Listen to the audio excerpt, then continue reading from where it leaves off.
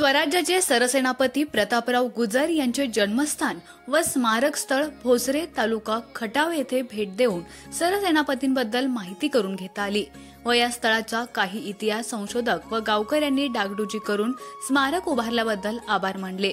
पुरातत्व विभाग, इतिहास अभ्यासक व राज्य सरकार यांनी या वीर पुरुषांच्या जन्मस्थळ असणाऱ्या 400 वर्षापूर्वीच्या वास्तूचं जतन करून पुढच्या पिढीसाठी सरसेनापतीची शौर्यगाथा जीवित रूपाने सजीव करावी, नाहीतर कवी कुसुमाग्रजांच्या वेडात वीर दौडले सात या काव्यपंक्ती कशासाठी होत्या व कुणासाठी होत्या हेच धूसर होण्याची भीती वाटते।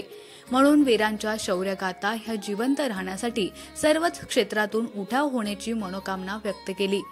या प्रसंगी श्री रामदास वाघमोडे, श्री आबाजी वाघमोडे, श्री पप्पू माने व भोसरे गावचे सरसेनापती प्रतापराव गुजर यांचे वंशज श्री कृष्णराव मारुती गुजर, श्री विष्णू श्रीपती गुजर, माजी चेअरमन श्री संतोष जाधव व इतिहासप्रेमी सोमनाथ काळे उपस्थित होते। अंगावर काटा उभा राहणारा सरसेनापतींचा इतिहास जाणून हा जन्म धन्य झाल्याची भावना प्रत्येकानं व्यक्त केली आणि सर्वांचे आभार मानून सरसेनापतींबद्दल कृतज्ञतेनं लवून मानाचा मुजरा केला व भविष्यात कुठल्याही कार्याकरता एक शिवप्रेमी म्हणून साथ देण्याचं अभिवचन सर्वांनी दिलं।